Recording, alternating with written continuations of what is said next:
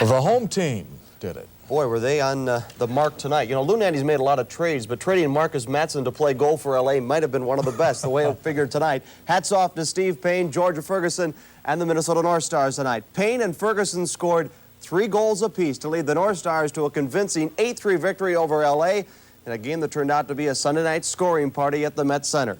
In the scoring department, the North Stars were about as sharp as you can get. On the power play, Brad Maxwell's shot deflected by Dino Ciccarelli. Stars 3 of 5 on the power play tonight.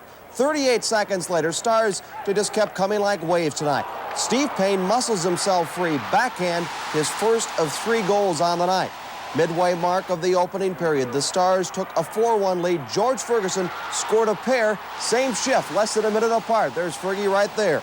North Stars building the lead to 6-2. Second period, watch the passing on this play, just beautiful. Dino Ciccarelli backhanded pass. Bobby Smith lets it go, and there's Painter out front to get the hat trick, his 26th, 7th, and 8th goals of the season. There was more. Third period.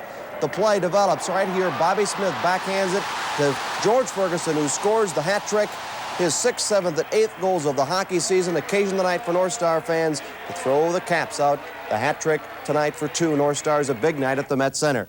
Elsewhere around the National Hockey League, you see that Chicago leads Montreal third period, so the North Stars staying in the chase. Quebec over Hartford 7-3, Boston over Edmonton 5-2. The Bruins took charge of that one, scoring 3 times first period, a pair by Rick Middleton. The Boston right wing now has 38 for the year, 301 for his career. Boston over Edmonton 5-2 in the Garden. In Buffalo, the Sabres unbeaten in 8. Phil Housley scored on that one, 6-4 victory for Buffalo. Philadelphia over Pittsburgh 5-3. Elsewhere, New Jersey over the Rangers 6-4. And in the second, Vancouver has a slim lead over Winnipeg.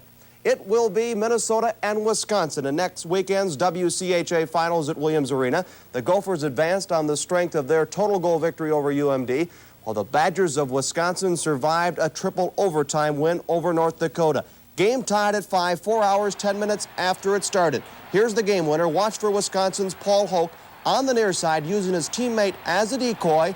He scores the game-winning goal following his own shot. 6-5 at 1:28 of the overtime in the third overtime, knocking NCAA champ North Dakota out of the WCHA playoffs. That sets the stage this weekend for the WCHA championship, matching the Gophers in Wisconsin. During the regular season, Gophers won 3, lost 2, and tied 1 against the Badgers. Both games afternoon starts at Williams Arena. America's newest sporting sensation, the United States Football League, kicked off this afternoon. Now, the reviews are not in yet, but we can tell you the crowds were very good. At least the games were close. Most of the attention focused on Los Angeles, where the Express met New Jersey and Herschel Walker. Walker's first carry 9 yards around the end. Walker scored his first pro touchdown a bit later. Right here, nothing real fancy. 5 yards out, he gets into the end zone.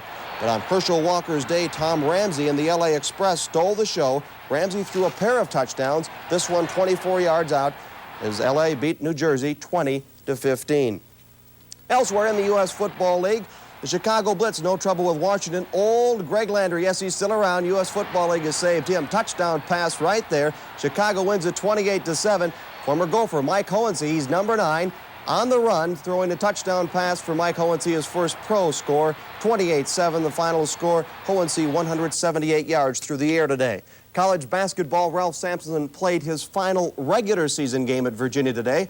And with the big man finished in a flurry, in grand style. In fact, Sampson finished 23 points, 10 rebounds, and 4 block shots. Nothing unusual here. But Virginia's opponent, Maryland, made it a game. Adrian Branch, 3-pointers, about 7 of them. That kept Maryland alive. Sampson was at the foul line late in the game, but he missed the shot. But thanks to the tip, he got the rebound and scored with 3 seconds left to give second-ranked Virginia a victory over Maryland. The Cavaliers 25-3. Lots of excitement going on in the basketball. And third-ranked Louisville, we see on the scoreboard tonight over Memphis State in overtime, 64-62. In tennis, the United States' defense of the Davis Cup was a short one. America was beaten by Argentina today in the best-of-5 series. Argentina's Guillermo Vilas beat John McEnroe in straight sets, 6-4, 6-love, 6-1. That gives Argentina a 3-1 lead in that series, so there's no way the United States can win and retain the Davis Cup. And Johnny Miller shot a 3-under par 69 today to win the Inverrary Golf Classic in Florida. Now, Miller didn't have a single bogey in today's round, but talk about getting the right bounces. Watch the shot down the fairway. It'll carry him right off a tree and, you guessed it, right onto the fairway, right where you want to be. Seconds later, he's put in the winning putt to win the golf tournament. Speaking of living right, Bob Bruce will be in spring training this week talking about the Twins. Sounds good. Thank you, Bob. Every place of higher learning in America